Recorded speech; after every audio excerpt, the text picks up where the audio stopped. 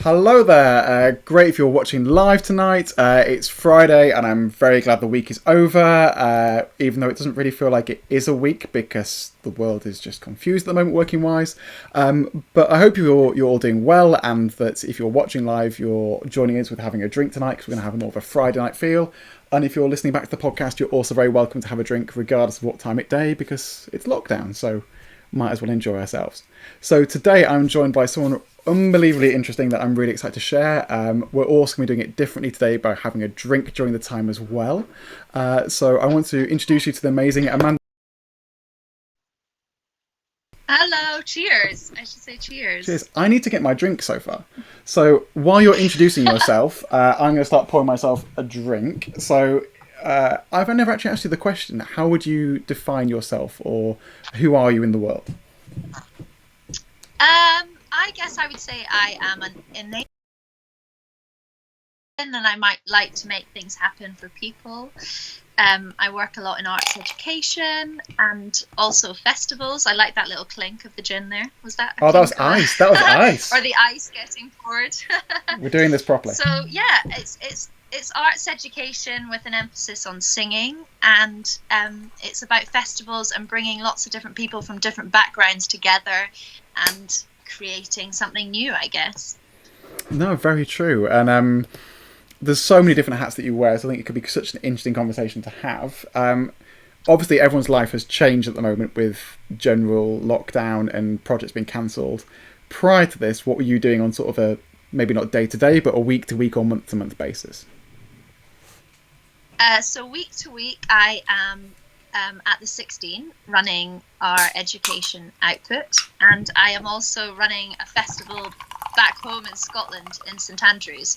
So that's my core kind of week to week, 4 days or so a week, and then it gives me enough time to play and do some fun freelance projects if and when they come in and when I want to do them. But on a week to week basis, it's the 16 and my festival in St Andrews, which is St Andrews Voices. Amazing. And I'm guessing you will have been affected not only just in your the 16 and their current work, but also with the summer festival as well. What's the current situation with the festival? So we're lucky. Well, we're lucky this year because we actually fall in October.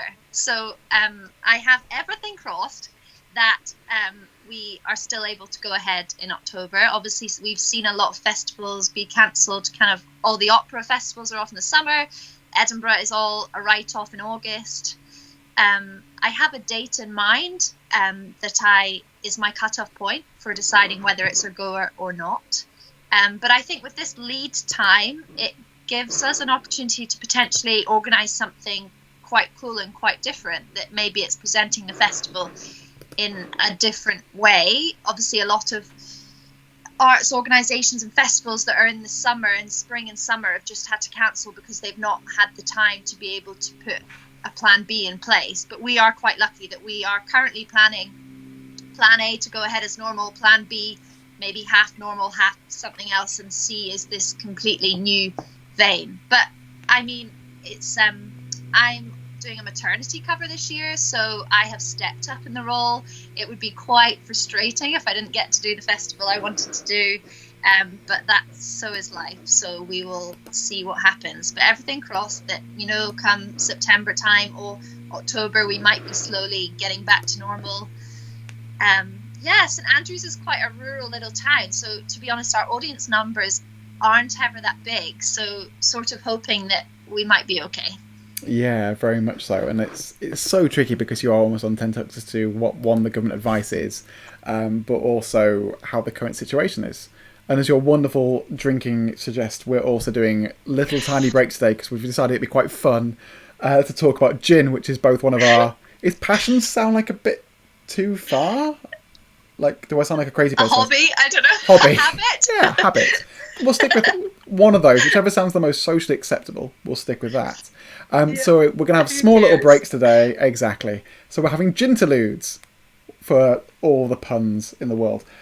So what are you drinking now as your first gin of choice for the first section? So the first gin of choice, I'm going to introduce another gin that I've not poured. And it's a Barra gin. It's actually unopened. Ooh. Because this came. Barra is one of the Outer Hebrides way north in Scotland, and they're doing a COVID deal where they've just a small business, a small distillery wanting to keep going and to sort of ride the torrent wave that is COVID. So this has just arrived a couple of days ago because I bought it from Barra. And I have tried it before, and a very dear friend of mine who runs the Glasgow School of Art Choir, who I'm also involved with, goes on holiday to Barra every year and introduced me to this. I'm sure some of the GSA choir lot are watching. Classic. So yeah, this is the Barra gin. It's got something ridiculous, like 17 botanicals in it. Most gins have kind of maybe around 10, but this has 17, and it's a local seaweed that is the main flavour throughout the gin. So it's not yet opened. Who knows, it might be opened by the end of this podcast. Depends how well it goes. Yeah, we will see. So it's very nice.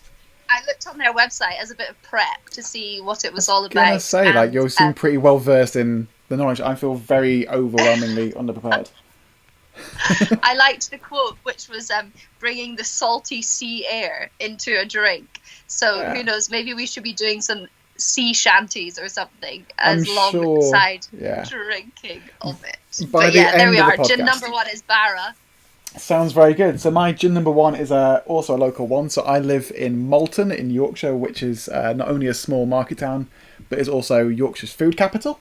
So I'm drinking Rare Bird, which is made, I reckon, a 60-second walk from my house, which is worryingly close. And not only that, but I have to walk past 2 shops that sell the gin in order to get there as well. So it's pretty damn good. So it's a really nice Mediterranean gin, and also lots of nice strong juniper flavours.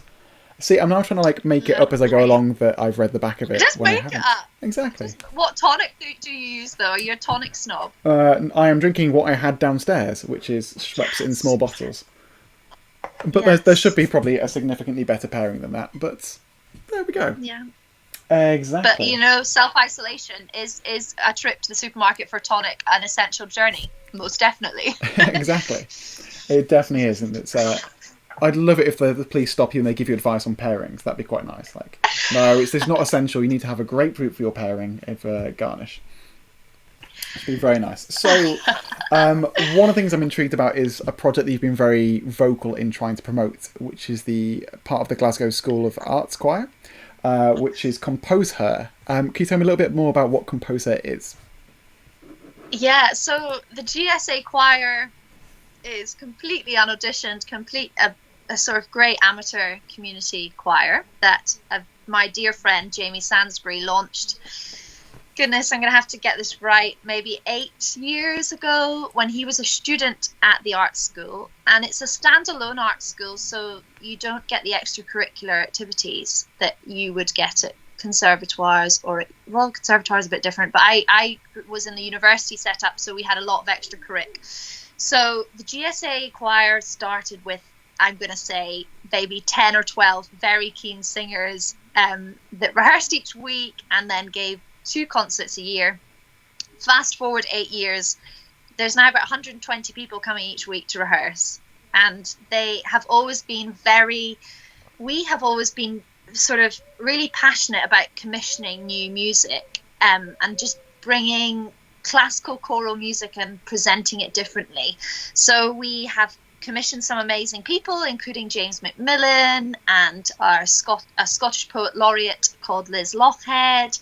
And throughout everything, it's always been, Jamie has been really sort of pioneering in his commissioning of female composers, which I think stands out, being a white male himself to be bold and commission female composers. I think it's amazing, and it's amazing that he is the sort of voice and face of it. So Compose Her came along by one of these BASCA studies that gave us all the percentages and told us how hideous it was and that women were underrepresented in the classical world. And so Jamie decided to commission female composers, 7 in the end, to write a new 10-minute SATB choral work. So, that is a solid, it was not just a 3-minute song, it's a meaty work, and so frantically looked for all the funding, got the funding, achieved the funding.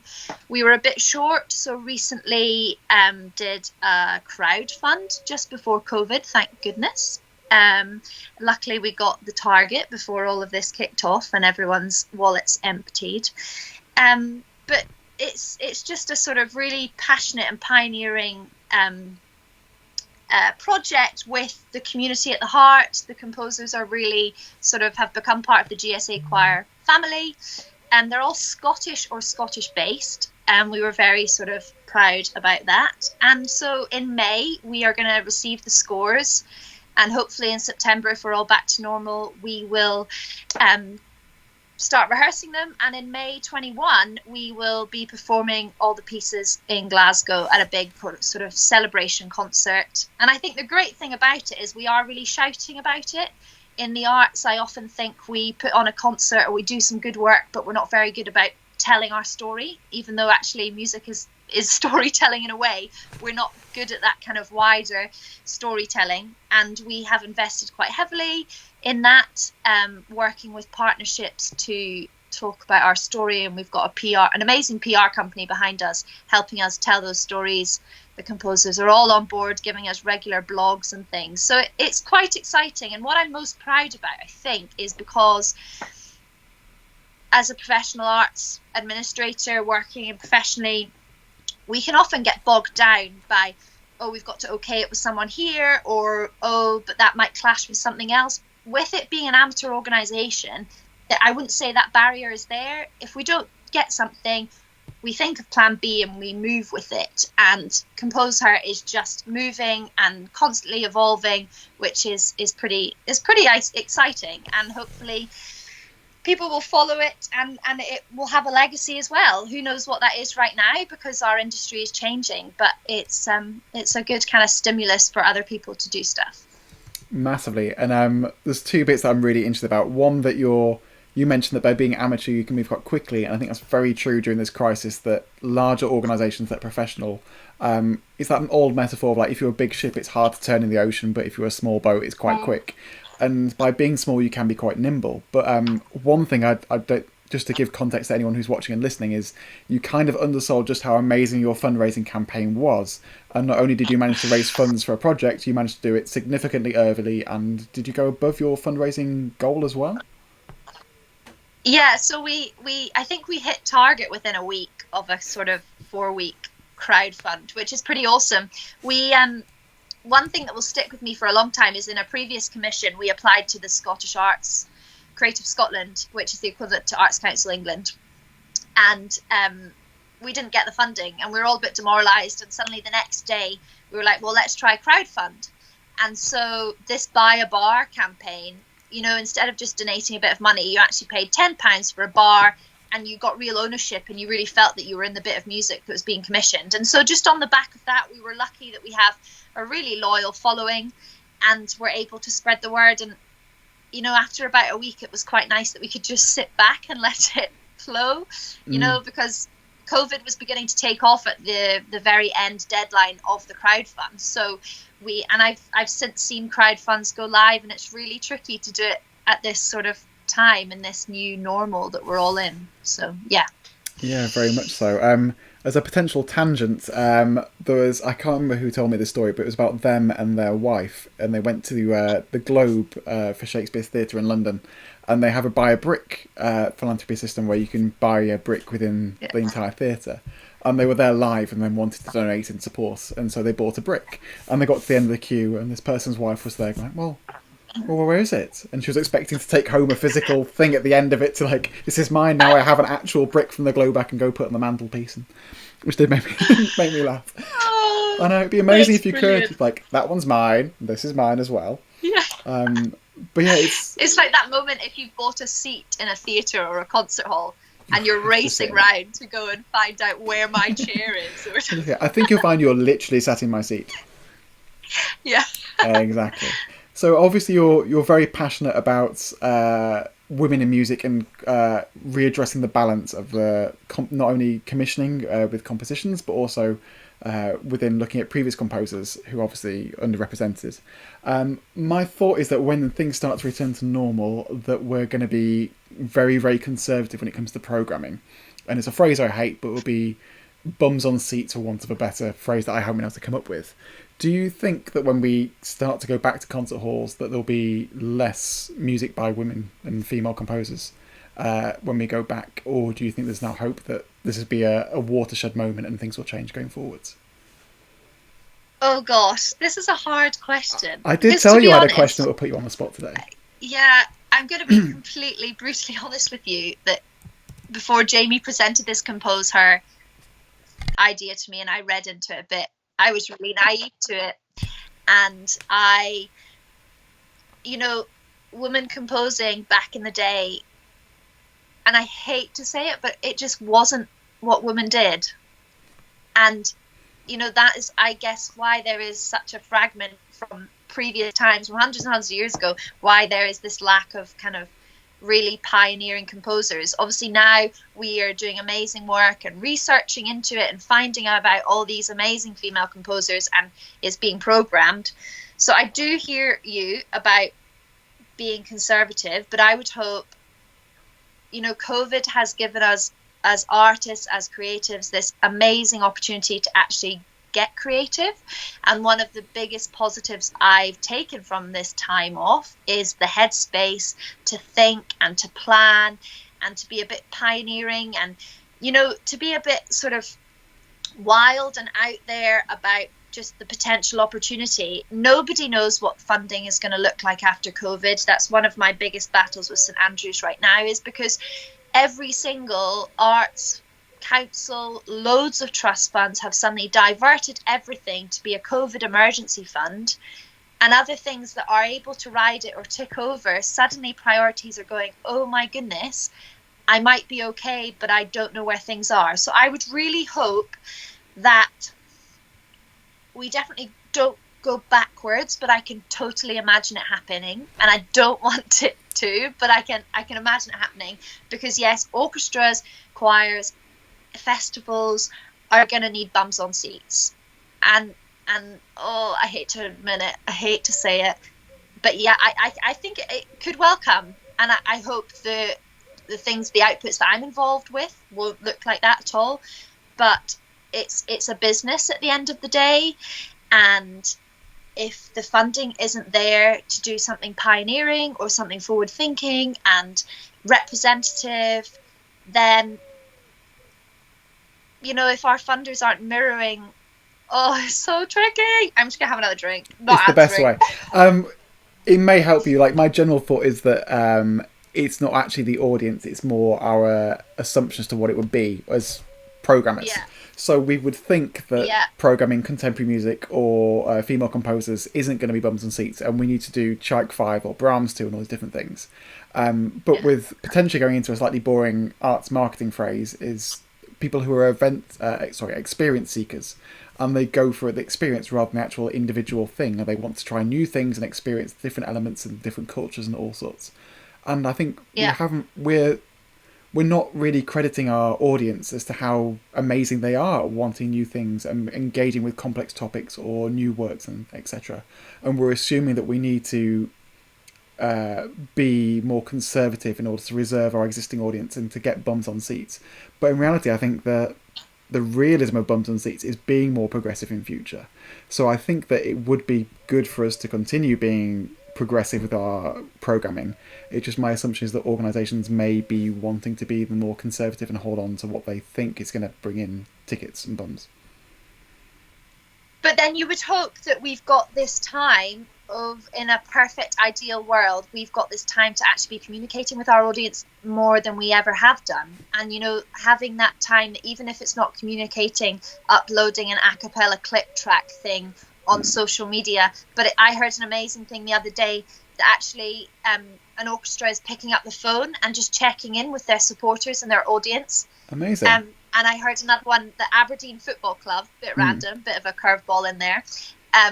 All their season ticket holders were phoned, and it wasn't buy something from us. It wasn't this. It was a genuine, how are you? You're right. How are your family? Is Oh. everything okay? And, you know, it's so amazing that a 5-minute phone call probably will have made that season ticket holder the next week when their subscription come through renew, even if there's no sort of guarantee that they're going to see football.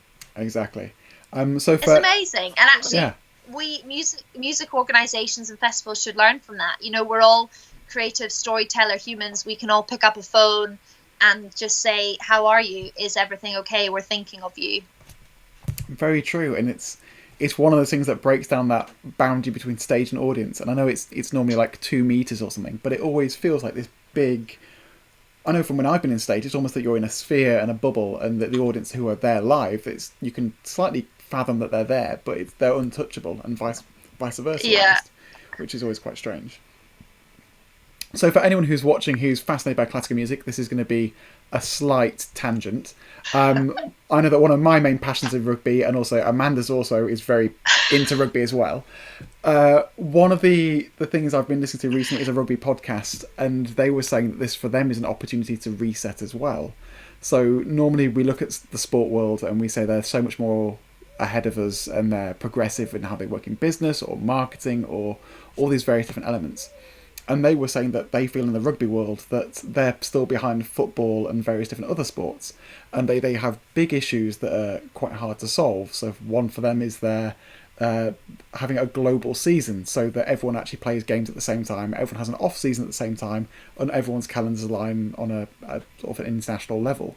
And in the past, it's been impossible to do because there's been no chance for one season to end and the other one to carry on, or it would be huge financial implications. But now there's this moment where there's no rugby, the entire sport can have a moment of self-reflection and start to plan for what the future is.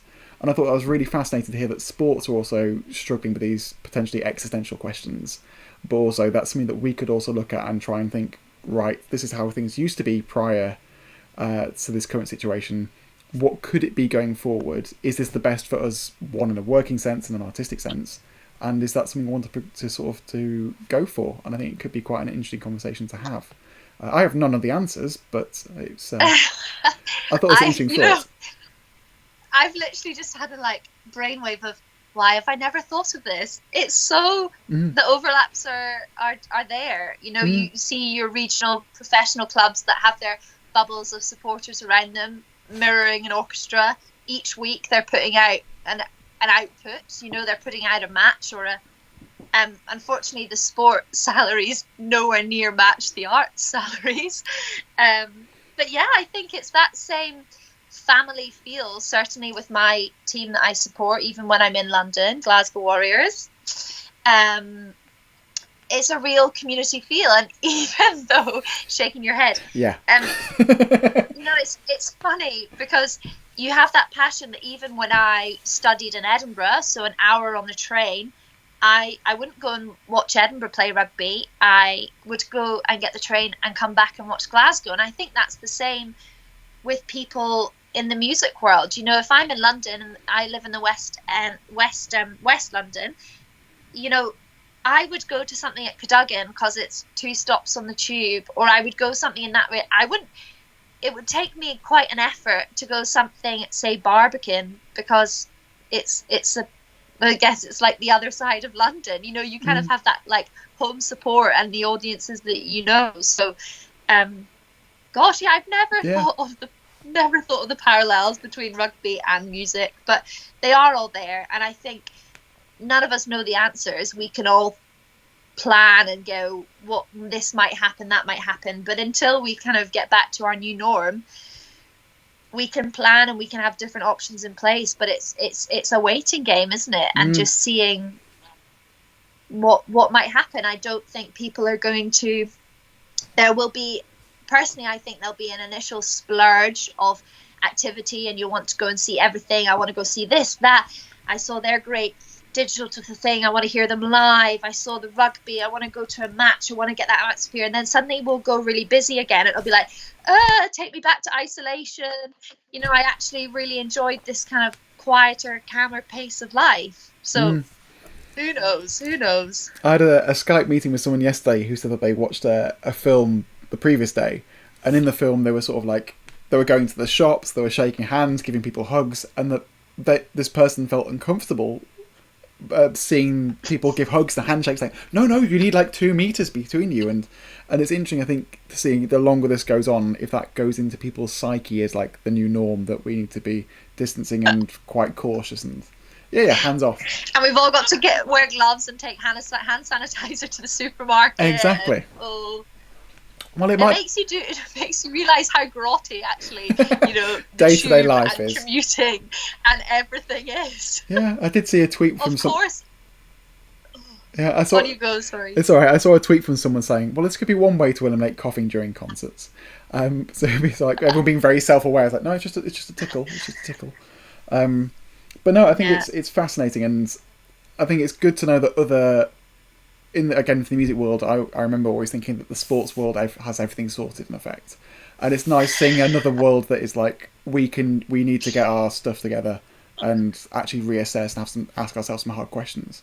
And I know this is horrible for so many people with their livelihoods and things, but there could be some great positives of us actually looking at what our industry is, and that we've almost been sleepwalking for the last 50 years in effect of what our industry is. That would be my opinion. I saw an interesting article about, what is an orchestra without their players? Because obviously, some orchestras are beginning to have been furloughed, and you see it in sport. Football teams, are the rugby players being furloughed? There's kind of, no one's really sure of the actual answer yet. But does an orchestra exist without its band? And I heard of someone who was really struggling to put out some digital content because their players are furloughed. You don't want to go to a freelancer because they're not the face of the organisation, and actually it's proving quite a tricky time for a lot of people. But as you say, you'd hope that time is a kind of reboost and look at things. What is our priority? What is the face of our organisation? And it's pretty exciting, the potential, what might come out of all this horrible time. Yeah, the bit that I keep coming back to as like providing solace in all of this is that so I'm coughing, and if anything, drink more gin. Exactly, it's like a deficiency of gin. Yeah. I know. But the bit I get excited about is that all the stats the previous few years are that classical music is one of the fastest growing genres of streaming music. So there is such an appetite for the content. It's not that we're like trying to flog spoons or insurance or something really dull, and we're trying to like go, well, we can't talk to people about it and we have a product that isn't going to resonate. The inherent thing that we do is incredible and connects to people on so many levels. So it's now we have the chance to work out how we can do it through a certain medium.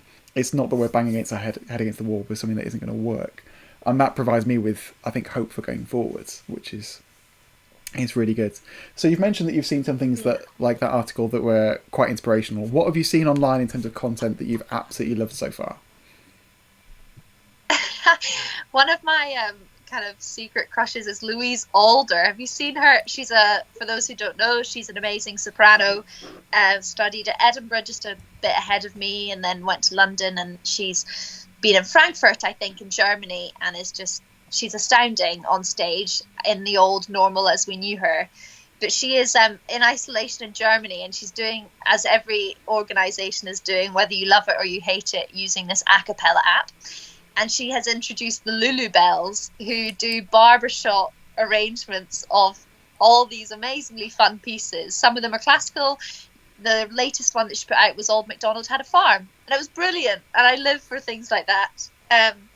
There is a lot of a cappella apps out there, and I think people are beginning to go, what is this? I would really hope that organisations, when they think to put things out, would try and stick to their core values and their message. And I think some people have maybe slipped that, and it's been that mad rush of, oh my goodness, all our competitors are putting things out, we need to get something out there, and there's not much thought to it. But then also there's the other side of that, is there's something quite nice about it just being at home and a bit rubbish tech quality, and just like someone sitting on the sofa and it being a bit jolly.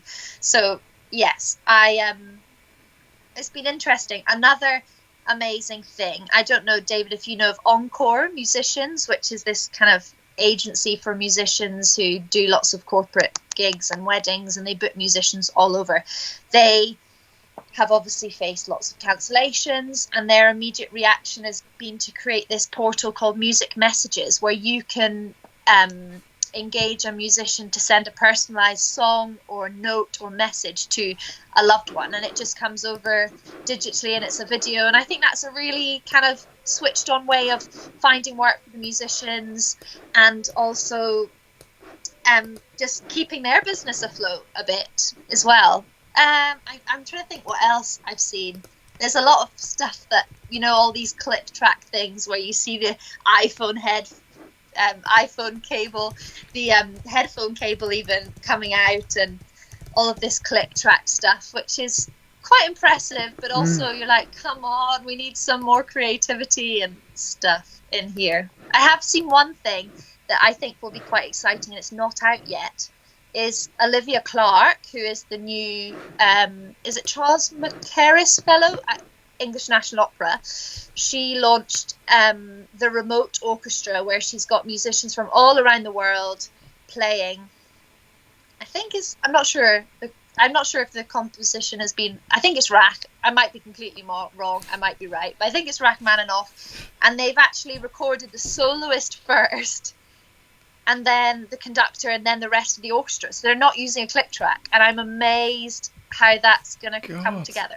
Yeah, because which is pretty awesome, because obviously a soloist is the one who brings the music together and brings it alive in a concerto.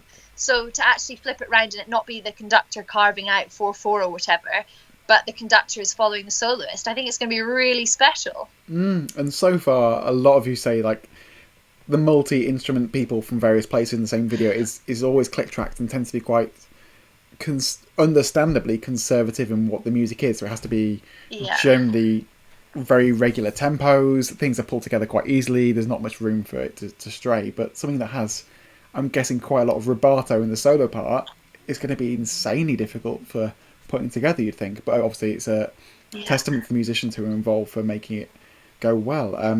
Slightly on the same side of things, for me, the Kaleidoscope Orchestra have been incredible recently. And they do loads of quirky things. It's always like Pete Tong covers or Prodigy and various sort of like those things.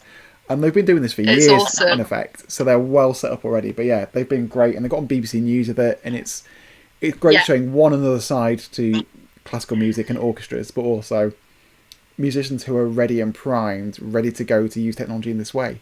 And they've been set up for like this for the last 3-4 years, which is stunning. So potentially, lucky them to have already been set up to do something like that. Exactly, and I think that could be a conversation itself as to if we were in the starting blocks or not for being able to move online. And I know I probably get myself in trouble for saying that I think we were well away from the starting blocks for most of us, going back quite a long time in terms of our online content. But it's great to see those who are taking the sort of the bull by the horns, and if they're not ready, they're just experimenting and going for it. And I think that this is the perfect time for experimenting, because you're not going to find a more appreciative and generous and understanding audience than now. Of like, okay, it's not, the filming is not as good as I would have wanted, or the sound's a bit naff, but you know what, you're trying, and it's because you're stuck at home and there's always issues. It's there.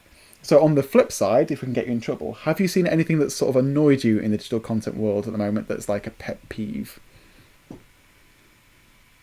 That's definitely poking you with the digital stick. Content or musicians' reaction to COVID? We'll go with the second, because I think that says more from your answer. Actually, before you answer, should we have a ginterlude? Yes. We've kind of been neglecting our ginterludes. Okay. So what's gin number 2? The gin number 2, which is finished. You have garnishes. There's nothing in it. God. Has rosemary and fresh mint from my parents' garden. I thought I was classy bringing ice up to the attic. London. I know, I was lucky enough to escape London just before lockdown, so I am on the bonny banks of Loch Lomond, loving life. And so the gin that I've just finished is Tyree gin. And now Tyree is the furthest west of the Inner Hebrides. I'm informing you all of Scottish Islands this evening. It's got a beautiful bottle. Oh, that is a beautiful bottle, to be fair. So if you're listening back to the podcast, Tyree is Tyree. Yeah. yes. I keep Tyree forgetting gin. this is also a podcast and just assume it's on video. Just having a chit chat, and it's quite floral. And the amazing thing, it uses the macher. I don't know if you know what macher is, I but have macher no is the idea. sort of arable. It's the arable coastland on the west coast of Scotland where you find the wild grasses and wild flowers. So yeah, it's a lovely gin, and I'm going to link it to another project or shout out that I'm going to take this opportunity to do, and then we'll go back to the awful reactions to COVID. But dear friends of mine, Skerryvore, who are a Scottish traditional band, have just released a COVID charity single. Now, I thought during COVID, maybe I'm just being completely blind to it, but I thought there'd be loads of charity singles out, you know, raising money for the NHS and things. And obviously we've all seen Captain Moore doing his 100 laps of his garden. And he's a Yorkshireman.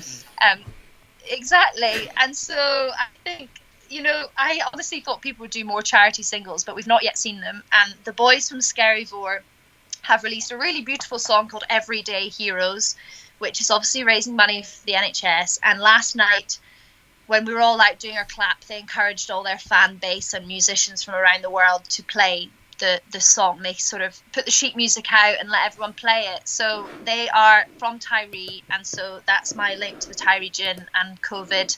That's a very positive COVID reaction, is their charity single, and it's really beautiful. And I heard bassoons play it, I heard trumpets play it, I heard bagpipes, flutes. They've not yet put lyrics to it, so that's my next challenge. Not that I'll be doing it, but let's get the singers involved too.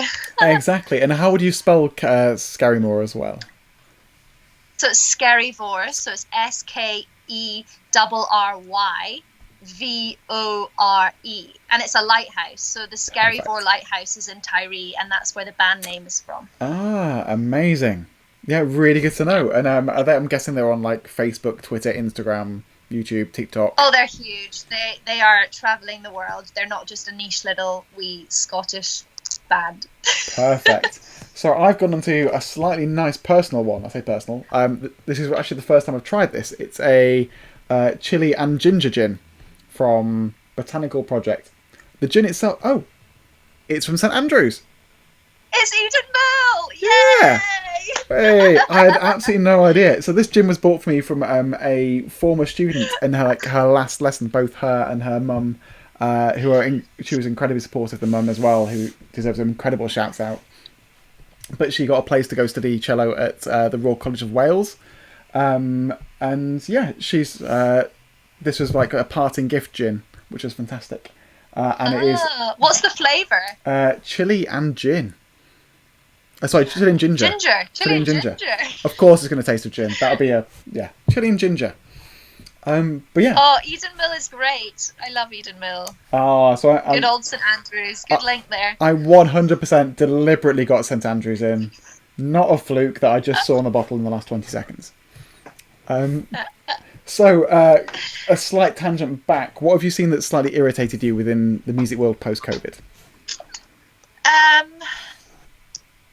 I know this is going to be awful, but why are we suddenly making news stories out of musicians getting a second job during this time, or musicians going and working as supermarket shelf stackers, or cleaning hospitals or whatever? I just think that is so disrespectful to all these amazing people whose job that is 24/7 before COVID happened. I know I am going to get a lot of haters for it, and one positive from it is, I'm really impressed of these musicians who are actually, doing something and acknowledging that the industry is on pause and suspended, and going, I need to afford to live, I need to pay bills, not necessarily going to get a Help Musicians Fund or an Arts Council fund. I need a job, and good for them. Really, really impressed that they're like, no shame, I'm going to go and get a job. But why is it becoming a big news story that, they're saving the day by going to fill all these jobs, when I think it's just so disrespectful to the people who did it before?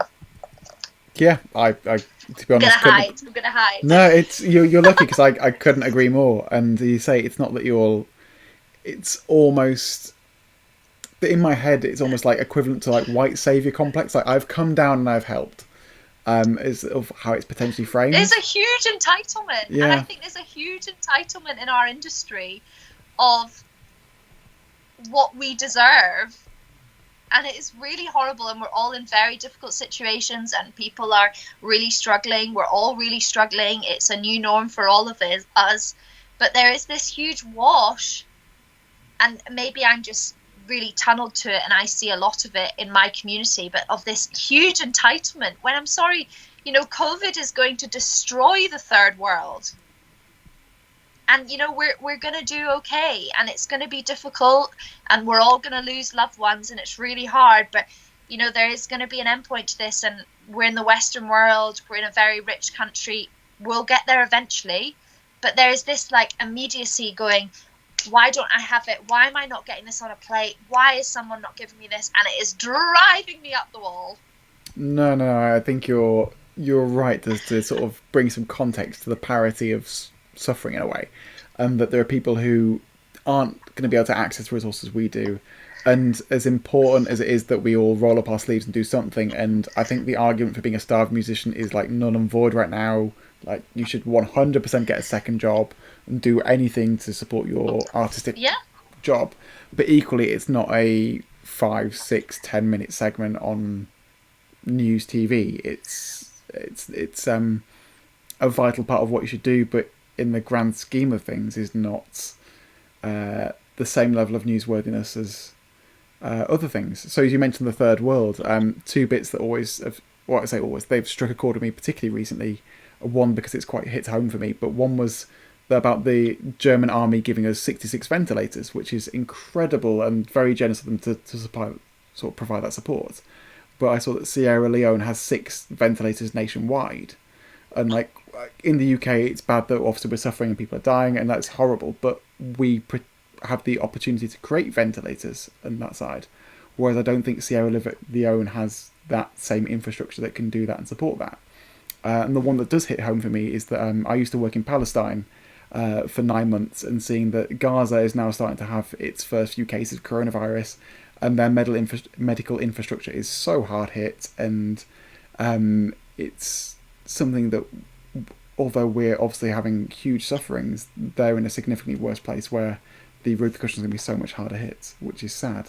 I think the big thing also about Gaza and the West Bank is, you know, you've got this massive kind of meeting of all these world religions, and you know we've just had Easter, we've just had Passover, Ramadan is next week I think, and you know it's just a central hub where people won't necessarily listen to medical advice, they'll want to hear it from their religious leader, and if their religious leader isn't giving them that, there's not this sort of shut down control, and obviously you've got all the politics and conflict between the two countries out there, and it's, you know, it, like you say, it's just going to end hideously, and I think it's, you can be sort of stuck in your little tunnel vision of what's affecting me on a day-to-day basis, but take a step back, look what you've got, and read sort of other news, you know, look wider than the BBC, because BBC don't report this stuff, you know.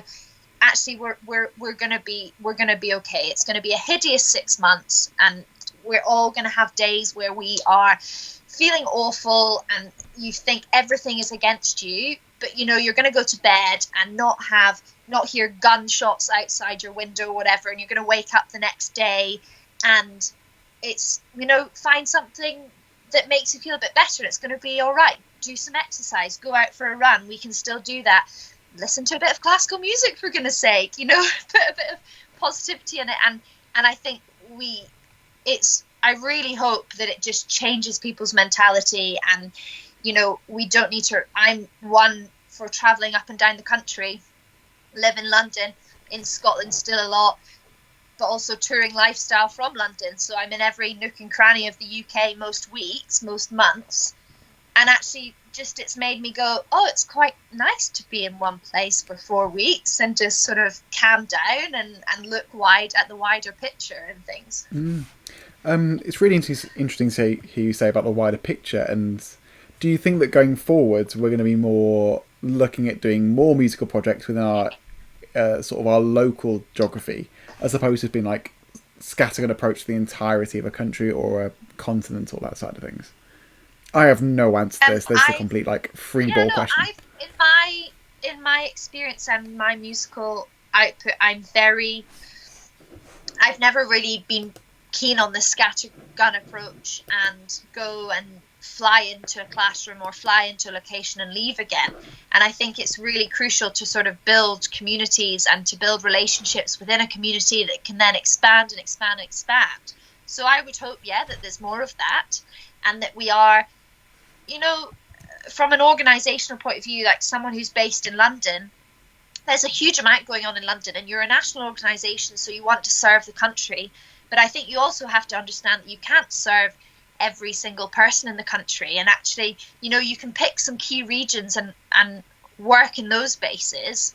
And I think that's a great thing. And also just everyone's experiences now with digital and being forced to learn if we don't know how to do it, and being forced to put stuff out there, even if that audience base isn't turning into revenue straight away, who knows, and build that relationship more, keep doing digital, and they might come to a concert in further down the line, a couple of years down the line. I think I've always been one to look at the bigger picture, so I think I can't see it looking any different for me personally, but I think as an industry it can only be a positive. Our music and our art, be it music, be it composers, be it visual artists, be it poets, is all about your experience. And this is such a bizarre experience that we're all living through right now, that is only going to enrich the art that we produce further down the line. Yeah, I totally agree. And so I recently wrote a blog about what I thought the future of classical music during this period was at the various different stages. And there was one very interesting comment I got that was it was negative for the blog, but I very much understood what it was, and it was very conservative, and that when this is over, audiences will flop back and there's no need to go into digital. But my argument would be that what's the alternative? Like, you just sit around and twiddle your thumbs and you do nothing, and there's no artistic output for the next, 3, 6, 12, 18 months if you look at Germany's potential predictions.